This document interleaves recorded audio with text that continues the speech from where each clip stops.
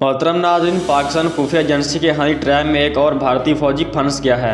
भारतीय फौजी ने अहम तरीन मालूमात पाकिस्तानी खुफिया एजेंसी को दे दी हैं। भारतीय फौजी के एक और जवान का हनी ट्रैप में फंस कर अहम मालूमात अफशा करने के इंकशाफ के बाद भारतीय खुफिया एजेंसी में खलबली मच गई है। भारतीय टीवी चैनल की रिपोर्ट के मुताबिक राजस्थान से भारत की इंटेलिजेंस ने इंडियन आर्मीड फोर्स के सिविलियन ऑफिस में तैनात ड्राइवर को गिरफ्तार किया है। सोशल मीडिया पर हनी ट्रैप का शिकार होकर रामनिवास गोरा नामी ड्राइवर ने भारतीय फौज से मुतल्लिक अहम मालूमात पाकिस्तान को फराहम कर दी हैं।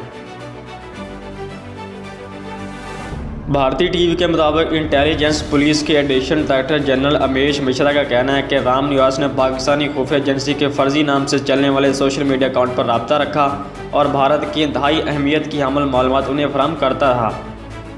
इंकशाफ किया गया है कि रामनिवास ने मालूमात फराहम करने के बदले पाकिस्तानी हैंडलक अफसर से रकम का भी तकाजा किया था। गिरफ्तार किए गए ड्राइवर से मज़ीद तफ्तीश का अमल जारी है।